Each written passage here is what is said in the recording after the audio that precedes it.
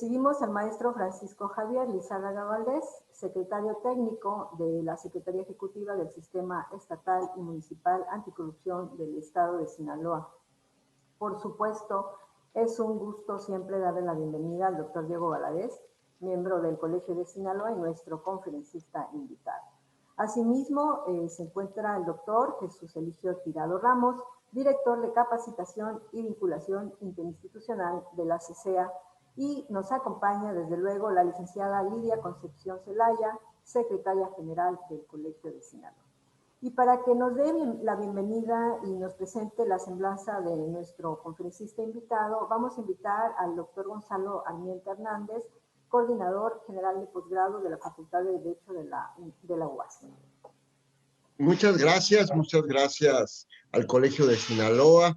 Siempre para mí ha sido un infinito placer, y lo digo con todas las letras, infinito placer, presentar al doctor Diego Valadez por muchas razones. Y las voy a decir. Primero, daré su semblanza, que si la doy completa, yo estoy seguro que duraría más que la conferencia del doctor Diego. Entonces voy a decir algunas 6, 7 cuestiones. Obviamente, el doctor Diego Valadez es investigador emérito del Instituto de Investigaciones Jurídicas. Pocas personas, pocos juristas han alcanzado esta distinción. Y también pocos juristas, y eso me consta, porque estoy también en el Instituto, en el Sistema Nacional de Investigadores, han alcanzado la distinción de investigador nacional emérito. Distinciones que últimamente se le han otorgado por su trayectoria y sobre todo por su don de gentes y su gran nivel académico. Luego, a la vez, es doctor en Derecho de la Universidad Complutense de Madrid. Tiene varios libros, destacan La dictadura constitucional en América Latina, La Constitución reformada, Constitución y política, El control del poder, y es miembro del Colegio Nacional y evidentemente del Colegio de Sinaloa, de la Academia Mexicana de la Lengua y de la Academia Mexicana de Ciencias. Es presidente del Instituto Iberoamericano de Derecho Constitucional, en donde yo tengo el honor de formar parte de este instituto, y, como ya lo señalé, miembro investigador nacional emérito del Sistema Nacional de Investigadores. Es una persona que voy a dar algunas características muy poquitas, darle ya la oportunidad de que nos ilustre con su conferencia. Es un demócrata y republicano consumado, el doctor Diego Valadez, porque así lo ha demostrado en su quehacer académico, laboral y en su obra escrita. Tiene, y eso también me consta, un trato amable con estudiantes, impulsor de las universidades públicas, ha estado en muchas ocasiones en la Universidad Autónoma de Sinaloa dando conferencias en donde pues los jóvenes que han estado presentes, que son muchos, han salido altamente satisfechos y con una visión muy diferente de lo que es el derecho. Defensor implacable, y así lo digo también con todas sus letras, implacable, de los derechos humanos, con una ideología altamente progresista. Pues así lo ha demostrado al defender el Estado laico, el matrimonio del mismo género y una verdadera división de poderes del federalismo.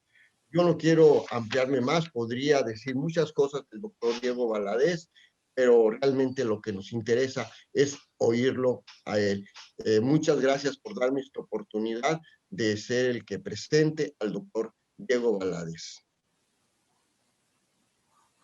Muchísimas gracias por su semblanza al doctor Gonzalo Armienta Hernández, y acto seguido vamos a tener ya la intervención del doctor Diego Valadez con el tema régimen de gobierno y combate a la corrupción. Y para todos los que nos están viendo, recuerden que las preguntas que ustedes quieran extender van a estar recibiéndose a través del chat en Facebook. Muchas gracias, maestra Vega, por concederme la palabra. Me siento muy orgulloso de estar en esta sesión, acompañado y acompañando a dos distinguidas compañeras de trabajo en el Colegio de Sinaloa. Muchas gracias a la licenciada Concepción Zelaya, que es nuestra secretaria general ejecutiva en el colegio, y muchas gracias a la maestra Trinidad Guerrero, que tiene labores muy importantes en cuanto a la difusión de nuestras actividades. Comienzo también agradeciendo la invitación que me hace el sistema estatal y municipal que combate la corrupción o de anticorrupción en el estado de Sinaloa, y muy particularmente agradezco la deferencia y la comunicación que tuvimos en varias ocasiones el maestro Lizárraga y yo para concertar esta reunión a distancia, en la que por supuesto quien fue la clave para la organización fue la licenciada Zelaya. No puedo iniciar sin agradecer, por supuesto, la presencia de todos ustedes. Está también aquí el maestro, el doctor Eligio Tirado, la maestra Vega, pero muy especialmente quiero subrayar mi profunda emoción por haber escuchado las palabras de un amigo y colega tan querido como es el doctor Gonzalo Armienta Hernández. Solamente quiero sí subrayar que muchas de sus expresiones son producto de una amistad que ya es una amistad de generaciones. Yo tuve oportunidad de estudiar Derecho Agrario y seguir también al gran procesalista que fue don Gonzalo Armienta Calderón, un jurista extraordinario de México, un precursor de muchas instituciones, un amigo inolvidable, pero sobre todo un maestro en todo el sentido de la palabra, maestro como abogado, como jurista, pero también como ciudadano, como universitario. De manera que quiero hacer un recuerdo de una figura entrañable que nos vincula al doctor Gonzalo Armienta Hernández y a mí y a muchos de los presentes. Gracias por tan generosas palabras, querido Gonzalo.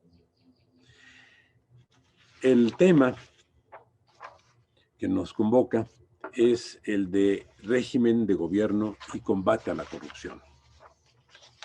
Me interesa mucho subrayar esta vinculación entre el combate a la corrupción y el régimen de gobierno. Entre otras cosas, porque me dirijo desde luego a quienes nos acompañan en esta transmisión, pero esencialmente a mis anfitriones, a quienes agradezco la hospitalidad que me brindan los integrantes del sistema estatal y municipal anticorrupción del estado de Sinaloa, quienes están trabajando activamente en este sistema, en el ámbito estatal y municipal. Están haciendo una labor ejemplar de la que nos sentimos orgullosos todos los sinaloenses y que también se proyecta y es reconocida en otros ámbitos de la República. El trabajo que ustedes realizan, amigas y amigos del sistema, es un trabajo arduo, duro, a veces incomprendido. Y estoy también persuadido de que muchas veces en la realización de su labor encuentran obstáculos a veces irremontables, o que al menos así lo parecen, que los obligan a un esfuerzo adicional al que habitualmente están llevando a cabo, al que día con día emprenden. Y el problema que están teniendo ustedes, como otros funcionarios en el país, que tienen a su cargo tareas análogas en el ámbito estatal, municipal y también federal, es que los avances que se advierten infortunadamente, son inferiores a los que ustedes mismos querrían llegar y a los que la sociedad percibe. Y esto genera una situación difícil de entender, pero por lo mismo necesaria de explicar. ¿Por qué hay que explicarla? Porque los instrumentos de los que se dispone en este momento en México, de los que se dispone en Sinaloa, son instrumentos de vanguardia, son instrumentos de avanzada, son mecanismos que están dando resultados en otros espacios. La información de que dispone el sistema en cuanto a otras instituciones análogas es una información actualizada. Yo puedo decir en este espacio y públicamente que la calidad profesional y técnica de quienes integran el sistema y que la normativa de que disponen para llevar a cabo su trabajo son de primer nivel, son de nivel competitivo, son de nivel internacional, por decirle así. Pero ¿qué pasa? Que hay algo que está más allá de las posibilidades del sistema y que ha estado desde hace mucho tiempo más allá de la perspectiva del Estado mexicano. No se ha tenido en cuenta en nuestro país que la corrupción es un fenómeno que tiene múltiples efectos, que es un fenómeno multifactorial y que cuando nosotros hemos adoptado en México en diferentes niveles de gobierno los instrumentos que se aplican en otros sitios con éxito, no hemos tenido en cuenta un desfasamiento que se da entre nosotros, entre las disposiciones técnicas, jurídicas para combatir la corrupción y el entorno, no el entorno social, sino el entorno institucional. Y subrayo, no el entorno social, porque hace algunos años surgió la idea de que la corrupción en México era un problema cultural, y así se llegó a decir por un presidente de la República. A manera, por supuesto, de eludir la responsabilidad que toca a las autoridades en el combate a la corrupción y la responsabilidad que les toca en cuanto a la generación de corrupción. No solamente es un problema de éxito o no de las instituciones que combaten a la corrupción, sino de que el propio sistema está generando corrupción. Y este es el tema al que me voy a referir. El combate a la corrupción en México ha tenido muchas vertientes y muchas expresiones. En una primera fase, por ejemplo, se estableció una secretaría que se denominó de Bienes Nacionales, justamente para regular el funcionamiento de las instituciones mexicanas en cuanto al manejo de los bienes de la nación. Y ahí se establecieron las primeras medidas, los primeros mecanismos para ejercer un control en cuanto a evitar desvíos por parte de los propios funcionarios, de los servidores públicos. Se llegó a un nivel de corrupción extremo. Esta Secretaría de Bienes Nacionales acabó desapareciendo y en la década de los años 70, el nivel de corrupción en México había alcanzado la cúspide, sobre todo porque la riqueza petrolera del país produjo una voracidad ilimitada en cuanto a la utilización de los recursos públicos para beneficios personales. El presupuesto del país, el presupuesto federal y los presupuestos estatales crecieron mucho.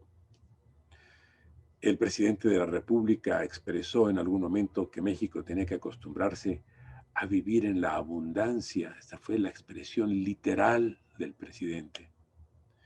Y el desbordamiento que se produjo por esa llegada de riqueza más allá de lo que se tenía previsto, aceleró también el fenómeno de la corrupción.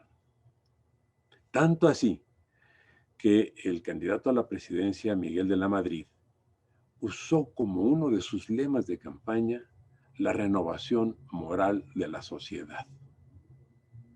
Era de tal manera apremiante el tema y de tal manera crítica la situación de la corrupción que se convirtió en tema de campaña, público, abierto.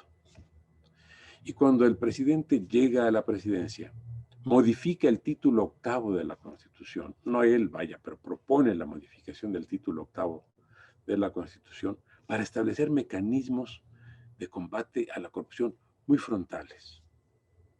Y además, en su propia administración, establece lo que llamó Secretaría de la Contraloría.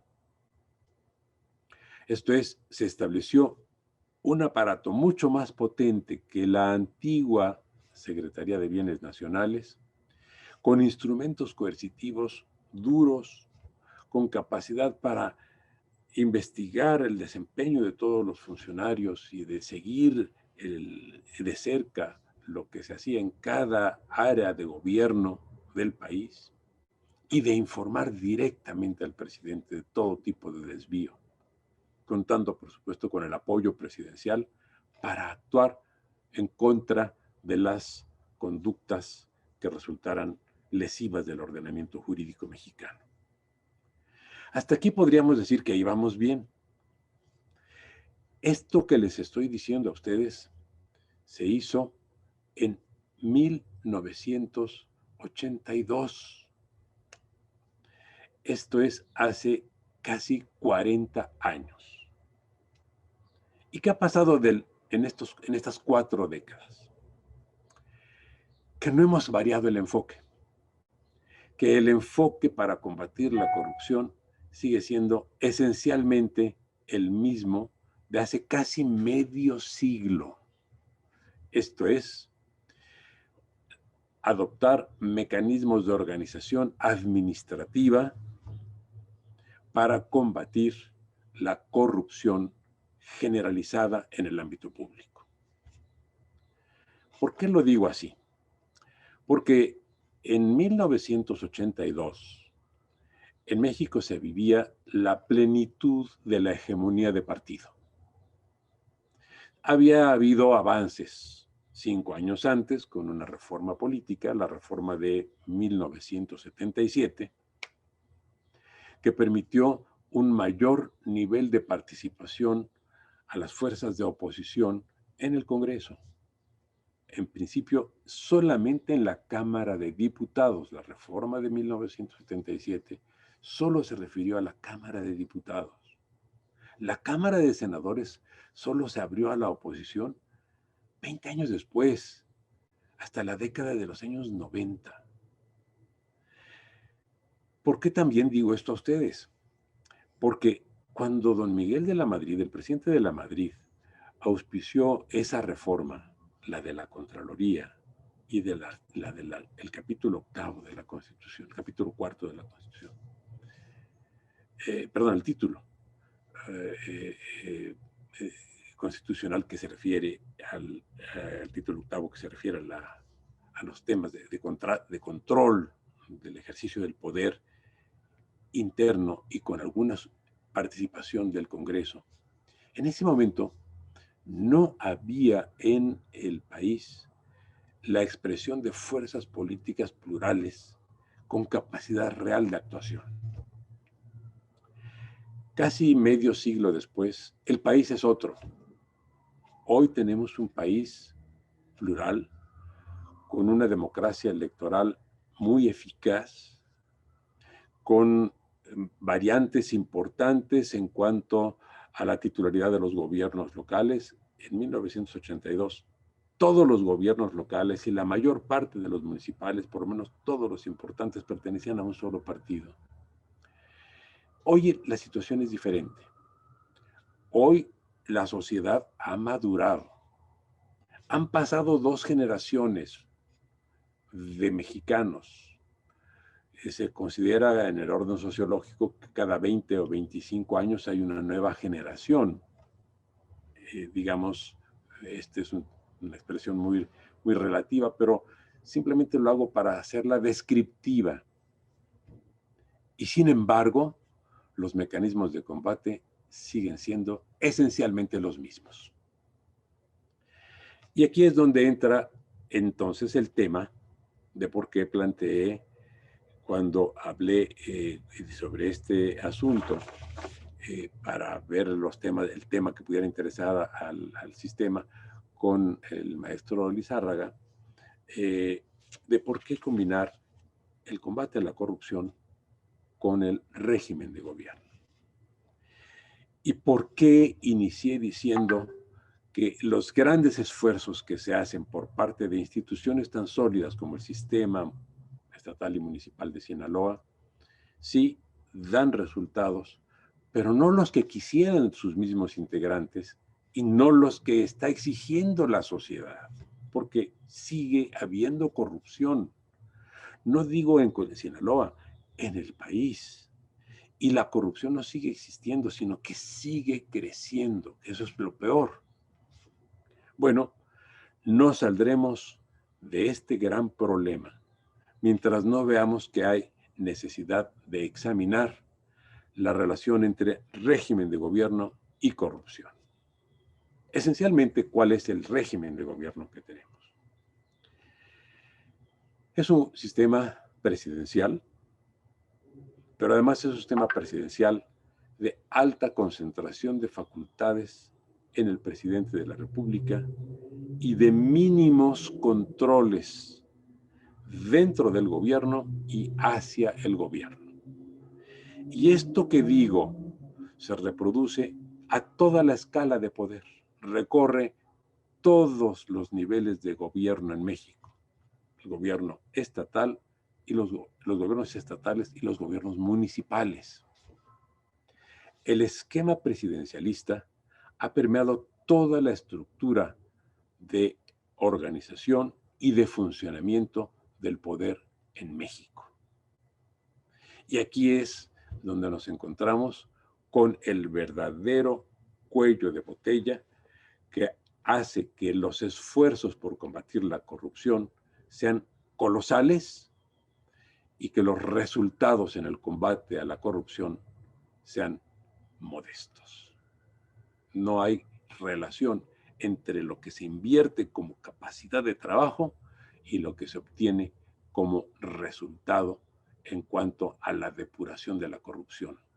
Sí, cuando se persigue a un corrupto, se tiene éxito, pero la corrupción sigue esplendente en México, fundamentalmente porque, entre otras cosas, el número de personas castigadas por actos de corrupción es considerablemente mínimo o menor con relación al número de personas que incurren en actos de corrupción.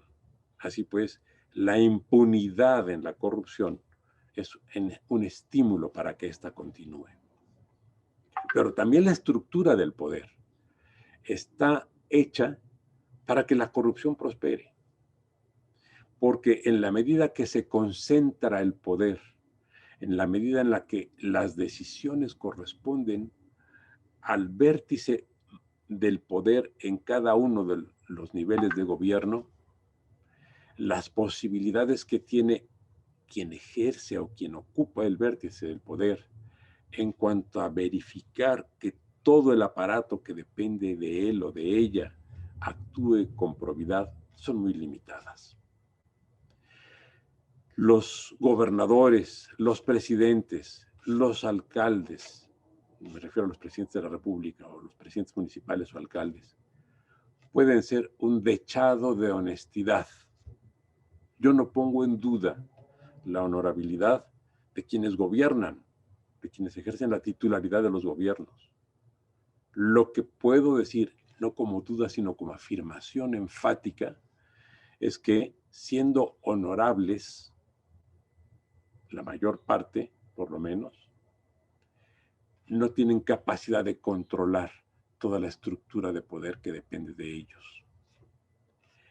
Esto, además, con todas las reservas que resultan del hecho de que en este momento hay 17 exgobernadores o sujetos a proceso, o ya procesados, o que son buscados por la justicia mexicana o por la justicia de los estados.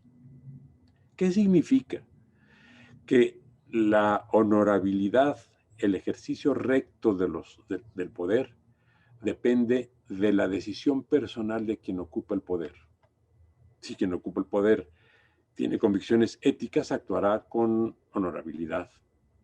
Si tiene vocación o tentaciones que perviertan su actividad, pues actuará de manera deshonesta, como es el caso hipotético, porque todavía no se les ha demostrado a los 17 que están siendo perseguidos que hayan sido corruptos, pero por lo menos hay sospechas. Esto, amigas y amigos, nos lleva a la consideración de que sí hay que seguir perseverando con las instituciones actualmente trabajando, actualmente en funciones, pero tenemos que voltear la mirada hacia nuestro régimen de gobierno. Y tenemos que ver que mientras sigan las mismas características del régimen de gobierno, la corrupción no solo no desaparecerá, no solo no disminuirá, sino que necesariamente por la estructura misma del poder tenderá a aumentar. Los controles que se adoptan para un buen ejercicio del poder son esencialmente de dos niveles, los que se llaman controles horizontales y los que se llaman controles verticales. Horizontales son los que se ejercen entre los propios órganos del poder. Verticales son los que ejercemos los ciudadanos con relación, o los gobernados con relación a los gobernantes, o los que se ejercen por los diferentes niveles de instituciones existentes en el país. En este momento, por ejemplo, la federación, el gobierno federal, ejerce controles con relación al gasto de recursos federales ejercidos por los gobiernos de los estados y por los gobiernos municipales. Es un control vertical descendente. Sin embargo, los gobiernos municipales y los gobiernos estatales no tienen ninguna facultad de, a su vez, controlar al gobierno federal. De manera que cuando el gobierno federal dice, tengo este monto de ingresos participables y esto es lo que te voy a dar de acuerdo con la ley que establece la distribución de los recursos participables, los gobiernos de los estados y los gobiernos de los municipios tienen que creer que lo que les dice el gobierno federal es cierto, porque no tienen un solo instrumento de verificación en el orden vertical de que lo que se les diga sea verdad. Y no tienen forma tampoco de controlar que no haya recursos excedentes en las arcas federales que pudieran llegar a las estatales y a las municipales para beneficiar a la población de los estados. Esto es, el gobierno federal sí puede ejercer facultades de control con relación a los estatales y a los municipales, como ya dije, pero no al revés. Y entonces la línea de controles es una línea parcial, diseñada en estos términos desde el periodo de la hegemonía. La ley correspondiente, la que determina las formas de participación, es una ley que se aprobó en la presidencia de José López Portillo. Estamos hablando de hace casi 50 años. Nuestro federalismo no ha evolucionado un milímetro desde entonces. Así pues, podemos ver que en los controles verticales está fallando el sistema federal mexicano. Y en los controles horizontales, ¿qué pasa? En los controles horizontales encontramos que la forma de construir el monto de recursos de los que dispone la federación es evidentemente a partir del presupuesto de ingresos que aprueba el Congreso, participan en esto el Senado y la Cámara de Diputados, y del presupuesto de egresos, en el que nada más participa la Cámara de Diputados, pero cuyo acomodo final corresponde solo a la decisión del gobierno. Fíjense ustedes cómo estamos en un sistema tan arcaico todavía en México. El ingreso es por ley, porque si no hubiera ley, no sería posible aplicarnos coercitivamente las disposiciones de carácter fiscal. Entonces, la ley de ingresos es ley porque hay la posibilidad de aplicación coercitiva. Si no pagamos los impuestos, somos sujetos de responsabilidad fiscal. Pero cuando ya se tienen los ingresos y lo que se hace es decir cómo se van a gastar, ahí ya no es ley. Ahí ya es un acto administrativo y solo de la Cámara de Diputados. El presupuesto no es, repito, vinculante para nadie. Es una autorización general de gasto que la Cámara de Diputados entrega al gobierno y que el gobierno, de acuerdo con la propia ley de presupuesto, puede modificar casi en su totalidad. Digo casi en su totalidad porque hay cosas que no puede mover. No puede mover el pago de salarios, no puede mover el pago de deuda pública, por decir algo, que se llevan las mayores cantidades del presupuesto. Pero todo el presupuesto operativo, o buena parte del presupuesto operativo, sí es susceptible de modificación por parte de una sola secretaría, que se llama Secretaría de Hacienda. Y aquí es donde las cosas comienzan a cambiar, porque entonces resulta que no hay forma de que el Congreso verifique que el gobierno cumpla con las disposiciones que se dieron en el presupuesto. La flexibilidad de la utilización y de la modificación de partidas del presupuesto es amplísima. Esto carece, por tanto, en esto se carece de controles. Entonces, como ustedes pueden ver, ni los estados ni los municipios pueden participar en ningún nivel de control con relación al gasto de la federación, ni el Congreso, que autorizó el ingreso, ni la Cámara de Diputados, que autorizó el gasto, tienen facultad alguna para verificar cómo se está manejando la masa de recursos económicos que entrega el pueblo mexicano para que los utilice y los maneje el gobierno federal. La Constitución establece la obligación de que el gobierno rinda una cuenta pública anual.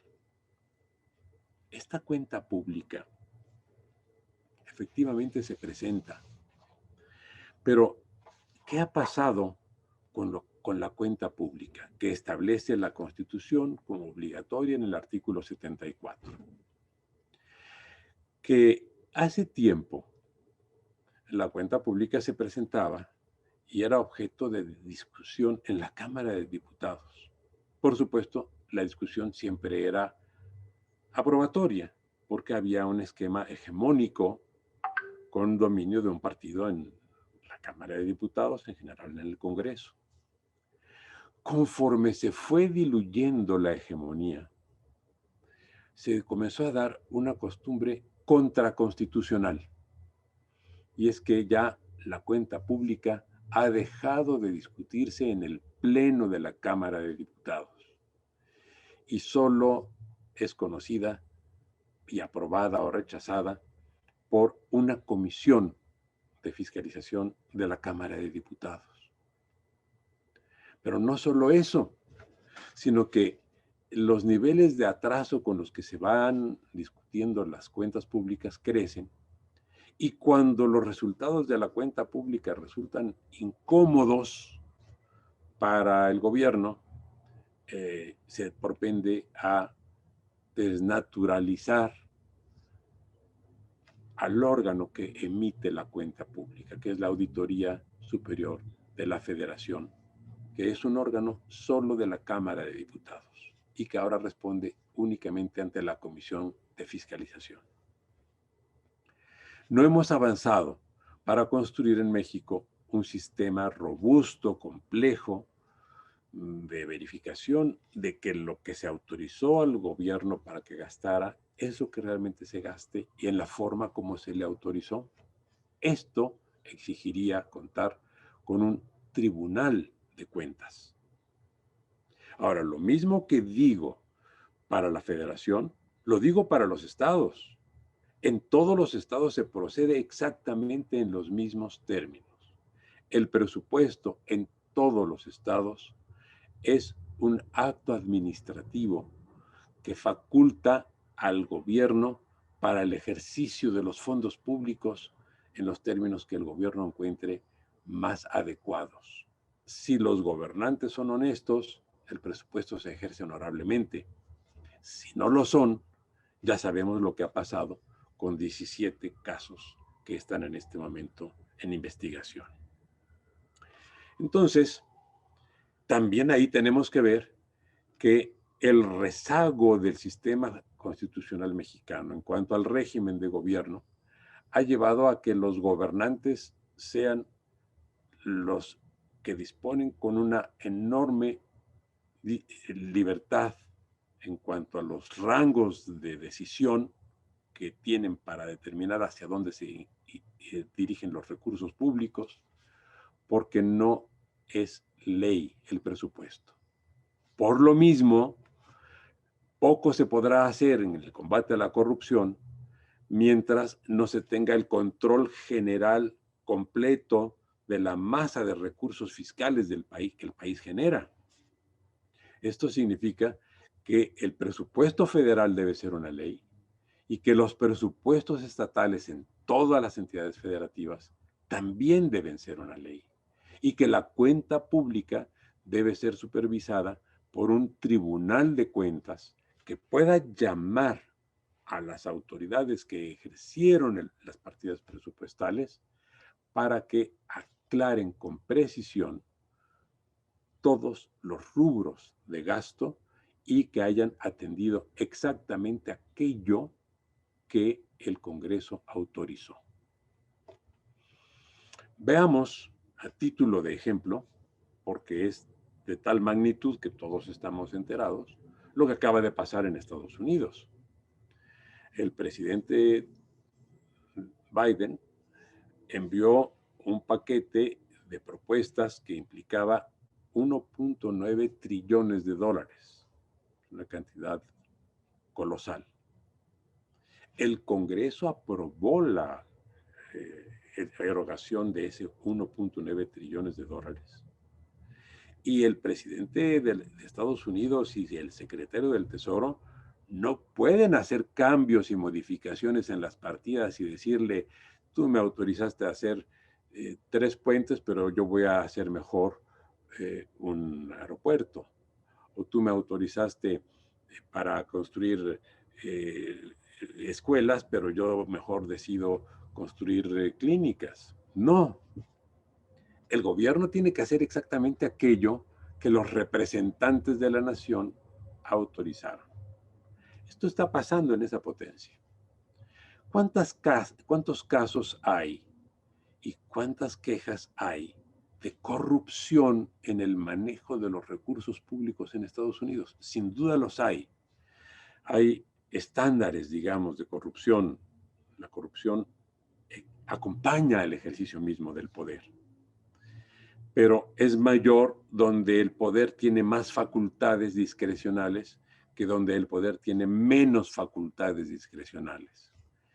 El presidente de Estados Unidos no tiene la mínima facultad para cambiar un solo dólar en cuanto al destino que el Congreso de Estados Unidos asignó a ese 1.9 trillones de dólares. Claro, ahí vemos una gran diferencia. Por supuesto que existen distorsiones en Estados Unidos, como en Alemania, como en Japón, como en Gran Bretaña, como en Francia, como en cualquier país. Pero las instituciones incumbidas del combate a la corrupción pueden justamente centrarse en esos casos específicos y no en el sistema general que da una enorme flexibilidad al gasto, como es el caso de México. Hace ya un buen número de años, a finales del siglo XIX, en el año 1889, un historiador inglés se dirigió a un obispo, le mandó una carta y le dijo: el poder corrompe y el poder absoluto corrompe absolutamente. Ese personaje era un historiador de apellido Acton, y noble, Lord Acton. Esta expresión de Acton es muy citada y es muy conocida. Acton no desarrolló ninguna teoría sobre esto. Simplemente él se dirigió al arzobispo porque unos años antes, en el Concilio Vaticano I, se había establecido el principio de la infalibilidad papal, siendo entonces papa un personaje muy infausto para México, Pío IX, que fue quien, entre otras cosas, propició la guerra de reforma en el país porque exhortó a los mexicanos a desconocer la Constitución de 1857. Bueno, ese mismo papa promovió que el Concilio Vaticano I adoptara el principio de la infalibilidad papal, o sea, el papa no se equivoca nunca por disposición, por decreto de la propia Iglesia. Lord Acton, que era historiador, pero esencialmente historiador de la Iglesia, por eso escribió esa frase dirigida a un arzobispo diciendo: cuidado, porque entre más poder tengan, más expuestos están a la corrupción. Y ya hemos visto lo que ha pasado. Lo que hemos visto de acciones de pederastia, por ejemplo, con las que todo el mundo está ahora familiarizado en cuanto a que estamos enterados, y la impunidad para la mayor parte de los pederastas en la mayor parte del mundo. Bueno, es parte del poder absoluto, porque el único que decide si se castiga o no a los pederastas acaba siendo finalmente el Papa. Este Papa Francisco ha decidido que se castiga a los pederastas, pero sus predecesores habían decidido lo contrario, que no se emprendieran acciones. Bien, esto es lo que pasa con el poder absoluto. Pero el eje, y Acton solo refleja en su expresión el poder corrompe, una constante histórica. El poder siempre corrompe y el poder absoluto, agrega él, corrompe absolutamente. Bueno, el poder que tenemos en México, el poder político, es un poder sin control.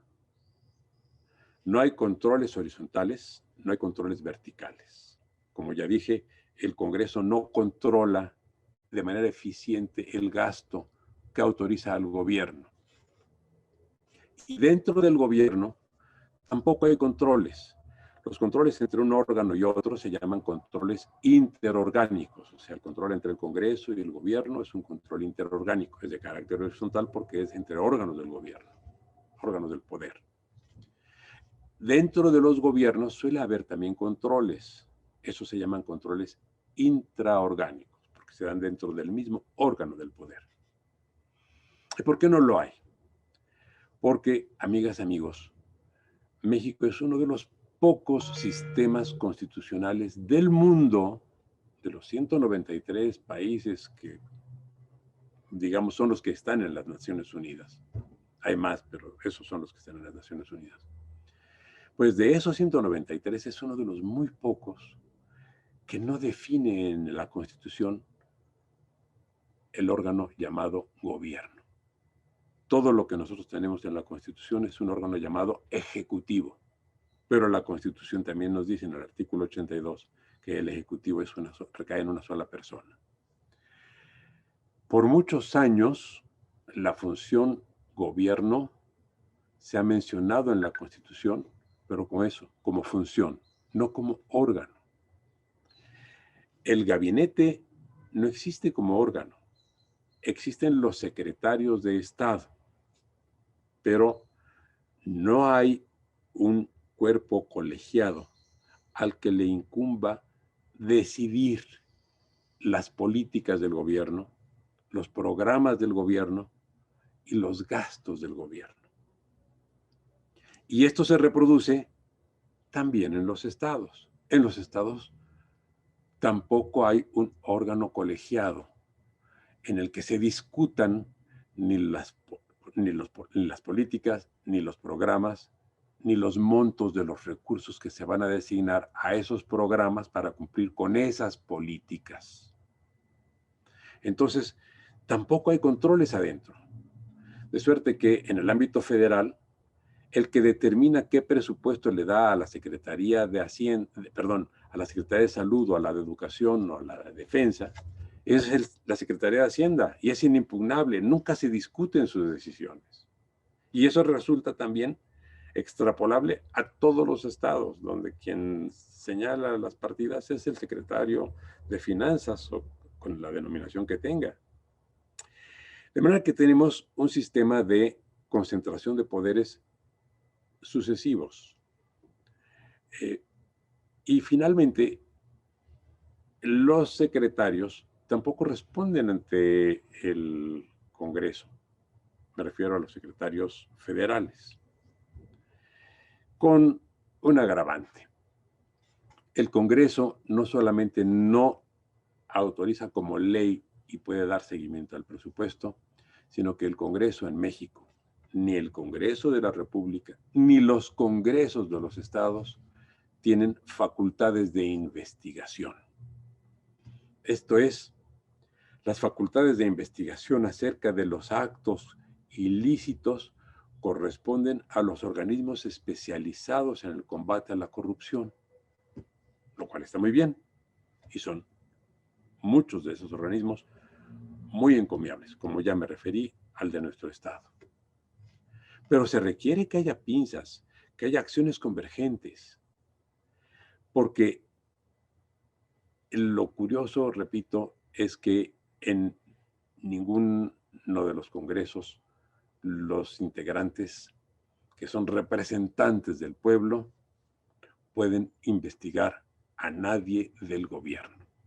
Está prohibido por la Constitución. La Constitución solo permite, en el caso de la Constitución de la República, que se establezcan comisiones de investigación con relación a los organismos descentralizados del Estado y a las empresas de participación estatal, no a las secretarías de Estado, ni siquiera a las empresas productivas del Estado, como la Comisión Federal de Electricidad o como Petróleos Mexicanos.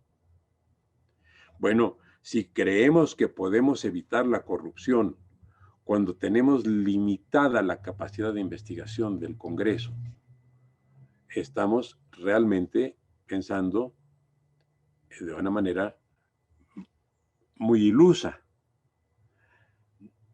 Los mexicanos no somos corruptos y la corrupción no es invencible. Pero lo que sí podemos saber es que mientras no modifiquemos el régimen de gobierno y mientras, como ocurre en todos los parlamentos y congresos del mundo, la minoría no tenga la capacidad de investigar al gobierno, porque los derechos de investigación y las comisiones de investigación son derechos de las minorías, justamente para que la mayoría no se enseñoree de la totalidad del poder y lo use a discreción. Mientras no modifiquemos, por lo mismo, la acción potencial de los poderes públicos en el combate a la corrupción y alineemos al conjunto de instituciones para combatir un problema que viene carcomiendo a la vida del país y que está en el origen de problemas como el narcotráfico, de la multiplicación imparable de la pobreza, de la violencia que está asolando al país. Bueno, mientras no tengamos una forma de organización que nos permita decir el régimen de gobierno entra en sintonía con los programas de combate a la corrupción, y siendo este un problema, el de la corrupción multifactorial, la respuesta también tiene que ser multiinstitucional. Mientras no hagamos eso, amigas, amigos, sí, los esfuerzos serán plausibles. Habrá que seguirlos apoyando, pero también habrá que comprenderlos. Los resultados que dan son los mejores que pueden ofrecer en el contexto actual de las instituciones. Cuando deseemos dar el paso y haya la decisión de dar el paso adelante, teniendo mejor democracia, también tendremos mejores controles y tendremos menos corruptos. Les agradezco mucho su paciencia y haberme dado esta oportunidad para no solo felicitarlos por lo que están haciendo en el sistema, sino también ofrecerles mi opinión acerca de lo que habrá que hacer en el futuro en todos los niveles de gobierno en el país. Muchísimas gracias. Muchísimas gracias, doctor Valadez. Ha sido muy ilustrativa esta conferencia, de esta síntesis que usted nos presentó de los esfuerzos, enfoques de estos 40 años de corrupción o combate a la corrupción por parte del Estado mexicano en el ámbito público, y todos estos aspectos que usted nos ha compartido realmente pues han sido muy esclarecedores. Y para que nos apoyen la sesión de preguntas y respuestas, vamos a invitar a la licenciada Eiji Vega Gagiola, titular de Asuntos y Procedimientos Jurídicos de CCEA, para que nos acompañe. Yo supongo que habrá muchas preguntas a través de la plataforma de Facebook. Adelante, licenciada. Muchas gracias, maestra. Doctor, de igual manera agradecemos su disertación, excelente como siempre.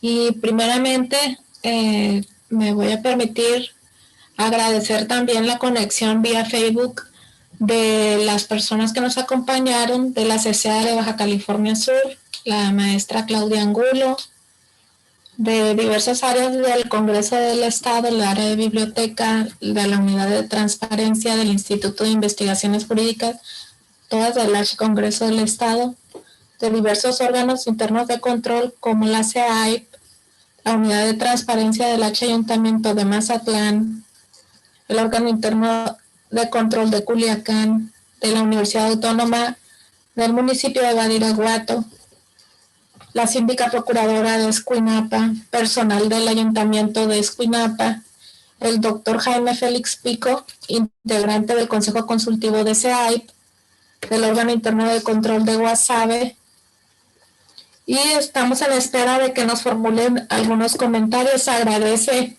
también por parte de Flor Loera la organización del evento por parte de la Secretaría Ejecutiva y del Colegio de Sinaloa. Al parecer no hay todavía ningún comentario. Si gusta hacer alguna observación, doctor, le cedo el uso de la voz. Me siento muy afortunado de haber tenido esta posibilidad de dialogar con personas prácticamente de todo el estado. Ha sido desde luego una grata oportunidad para mí, y es una de las aspiraciones que tenemos los integrantes del Colegio de Sinaloa, y también de las responsabilidades que nos incumben.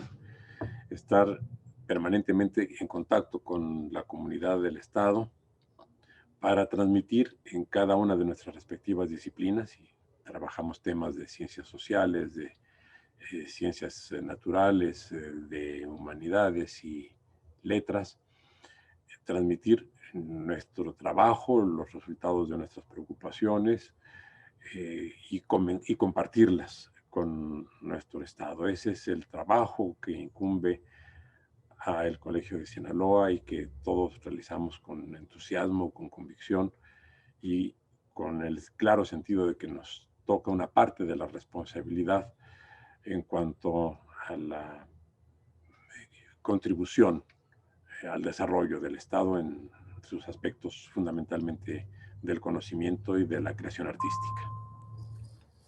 Gracias, doctor. Tenemos una pregunta de parte del doctor Jaime Félix. ¿Qué recursos legales tiene el auditor superior de la Federación o la comisión respectiva de la Cámara de Diputados para dar respuesta al presidente cuando cuestiona los resultados de una auditoría?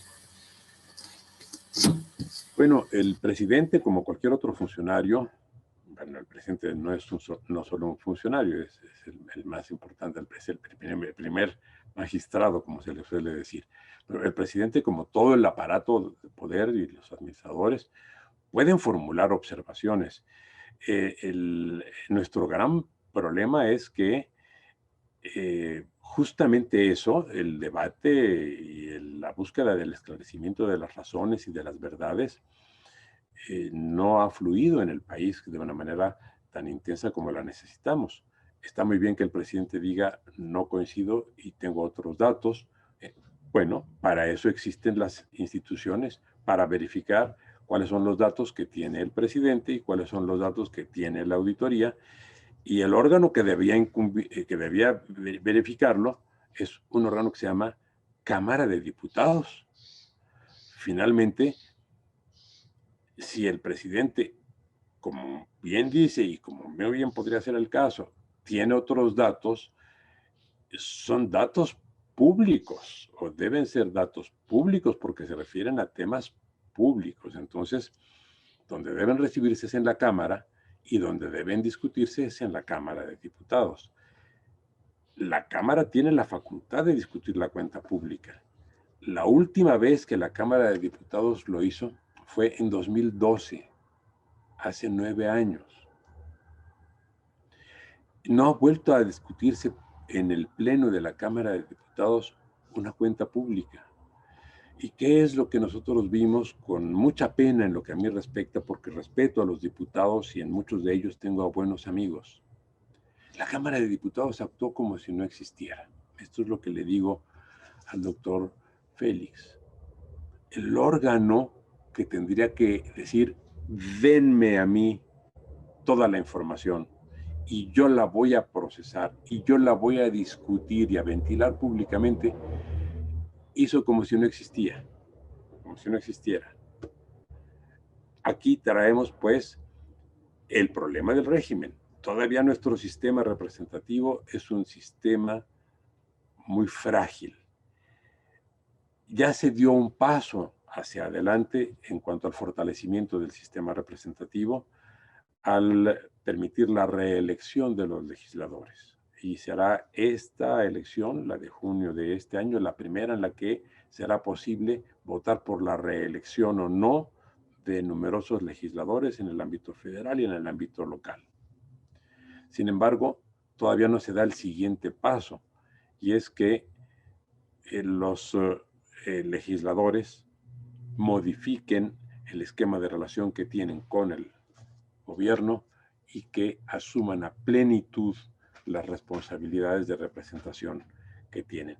No tienen todavía facultades de investigación, que es lo que yo acabo de proponer hace un momento, pero sí tienen facultades con relación a la cuenta pública y esas no hay excusa para que no las ejerzan porque ya están vigentes en la Constitución. Muchas gracias al doctor. Gracias. Por tu pregunta. Gracias, doctor. Tenemos otra.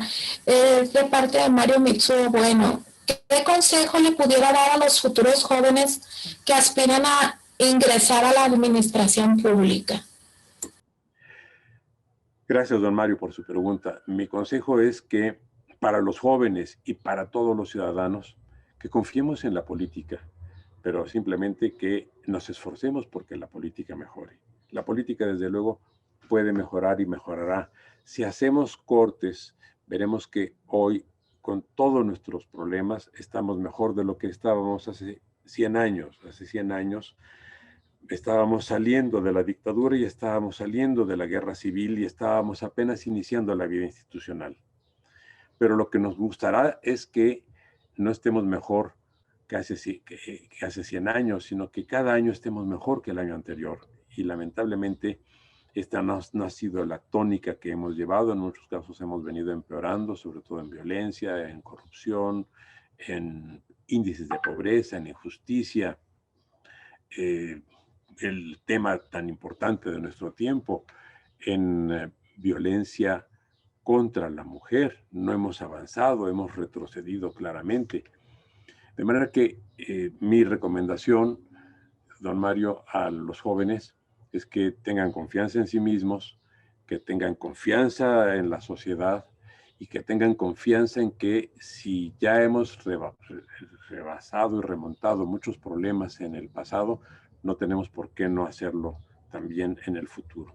Tenemos que reconstruir las instituciones del país y nadie mejor para hacerlo que la nueva generación de ciudadanos que se están preparando para entrar al mercado de trabajo, como trabajo en actividades liberales por su propia cuenta, en actividades organizacionales del sector privado o del sector público. Todos trabajamos para lo mismo, para un país mejor. Gracias, doctor. Ya para el cierre de esta sesión de preguntas y respuestas, la última pregunta dice, ¿tiene que haber desde el Sistema Nacional Anticorrupción funcionarios encarcelados para poder decir que todo el sistema ha funcionado? Desde luego la impunidad es desestimulante. Mi punto de vista es que sí, tiene que castigarse a quienes hayan infringido la norma y de quienes se tengan las pruebas suficientes para establecer que son responsables, para determinar que son responsables. Pero lo más importante es evitar que se siga dando la impunidad por virtud de la proliferación masiva de la corrupción. Lo primero que tenemos que hacer es reducir, o lo más importante y lo más inminente es reducir la incidencia de actos de corrupción.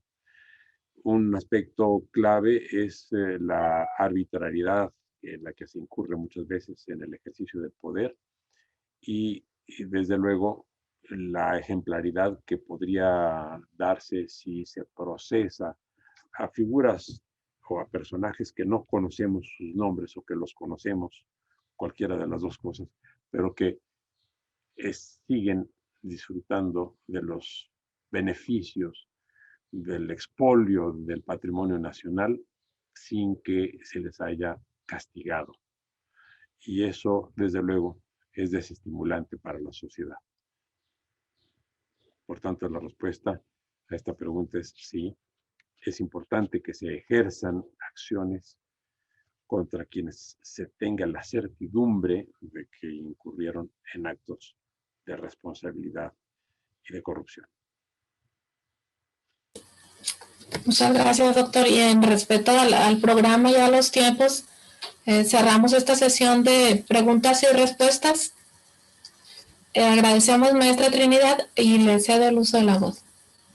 Muchísimas gracias, licenciada Iri Vega. Y finalmente, y para que entregue de una manera simbólica, de forma virtual, el reconocimiento, nos aporte su mensaje y clausure esta conferencia, cedo el uso de la voz al maestro Francisco Javier Lizárraga Valdés, secretario técnico del Sistema Estatal y Municipal Anticorrupción del Estado de Sinaloa.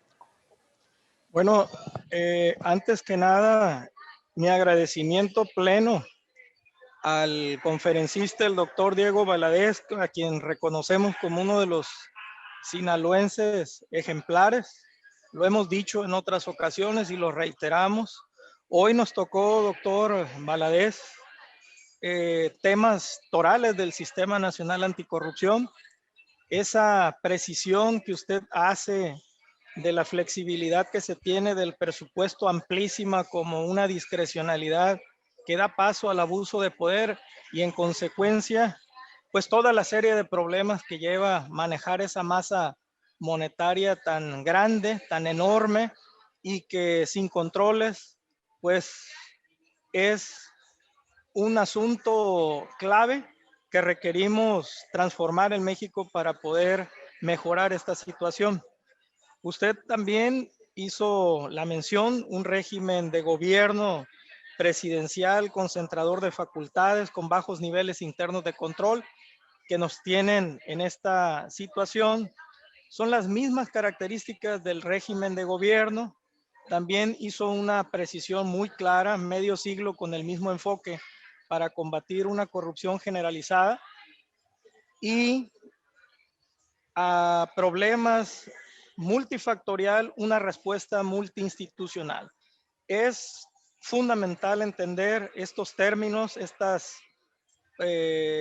precisiones que usted nos hizo, el que el ingreso es por ley, pero que el presupuesto sea un acto administrativo, es una cuestión clave que también se tiene que analizar. La rendición de la cuenta pública con un régimen hegemónico era aprobado en automático, pero desgraciadamente la discusión de la cuenta pública pasó del pleno de la Cámara a una comisión de dicha Cámara. Y ello pues no embona ni abona a la transparencia que aspiramos los mexicanos. Pero siempre esa luz que usted nos da nos ayuda y también esa esperanza de que a pesar de los problemas hay unas nuevas generaciones que podrán sacar al país adelante y que la actividad política al margen de la imagen que se tenga hoy en día es una actividad muy satisfactoria y muy relevante para transformar la realidad y mejorar la vida de todos los mexicanos. Y sin más preámbulo, doctor Diego Valadez, y agradeciendo al doctor Gonzalo Armienta su presencia y su participación en este evento, a la licenciada Zelaya, me permito dar lectura al reconocimiento que le haremos llegar posteriormente, doctor.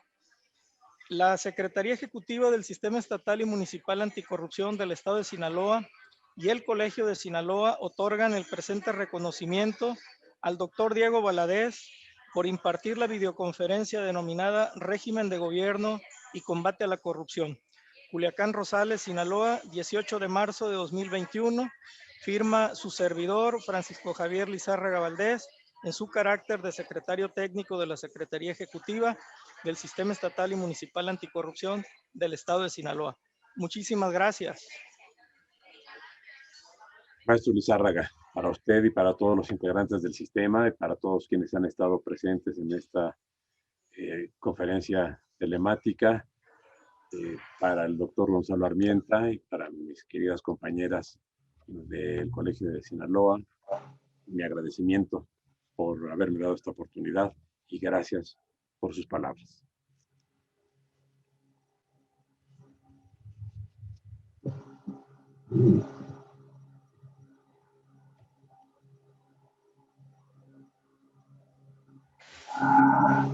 Pues, sin más preámbulo y siendo las 11 horas con 10 minutos hora del Pacífico, daríamos por concluida la videoconferencia impartida por el doctor Diego Valadez. Muchísimas gracias a quienes nos acompañaron, al Colegio de Sinaloa, a la Universidad Autónoma de Sinaloa que representa en esta ocasión el doctor Armienta, al personal que nos acompaña también y que apoya a la licenciada Lidia Concepción Zelaya del Colegio de Sinaloa y al personal de la Secretaría Ejecutiva y a todo el público que nos acompañó. Muchísimas gracias, doctor.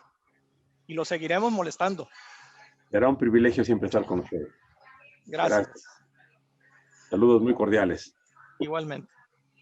Gracias nuevamente, maestro Lizárraga, por su invitación. Gonzalo, un abrazo muy afectuoso. Conchita, maestra Vega. Rinin, qué gusto verla. Muchas gracias a todos, a todas, a todos.